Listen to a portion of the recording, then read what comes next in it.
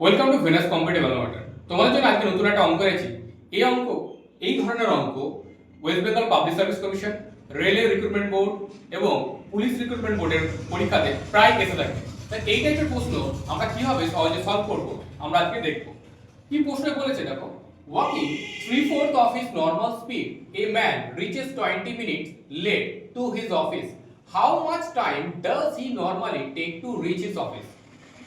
এই ধরনের অঙ্কের স্ট্রাকচার সেম থাকবে, বারবার ওই স্ট্রাকচার পুরো সেম থাকবে। হয়তো তোমাদের এই 3/4 এর জায়গায় 3/4 এর জায়গায় 5/6 দিতে পারে, 20 জায়গায় 10 দিতে পারে, 30 দিতে পারে, হোয়াটএভার। এবার দেখো আমি কি বললাম, এই ধরনের প্রশ্ন স্টাফ সিলেকশন পরীক্ষাতেও গুরুত্বপূর্ণ, পাবলিক সার্ভিস পরীক্ষাতেও গুরুত্বপূর্ণ।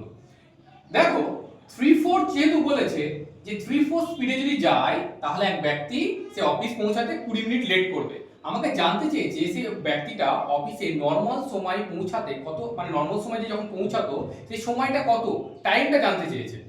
এই ধরনের প্রশ্নর উত্তর আমরা যখন 2 থেকে 3 সেকেন্ডের মধ্যে করতে পারবো তার একটা ক্লু দিচ্ছি। এই যে তোমাদের দিয়েছে না, walking 3/4 of his normal speed, এই 3/4 এর জায়গায় 5/6 থাকতে পারে, 1/2 থাকতে পারে। মানে উপরেরটাকে আমরা বলি, আমরা জানি লব আর নিচে বলি হর, ভগ্নাংশের ক্ষেত্রে ইংলিশে বলি নিউমারেটর, নিচে বলি ডিনোমিনেটর।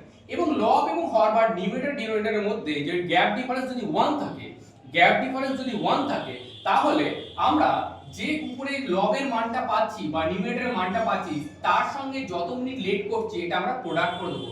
কত 3 * 20 ইকুয়াল টু কত পাবো 60। এই 60 মিনিট হয়ে যাবে এর অ্যানসার। এইভাবে আমরা সহজে করতে পারবো।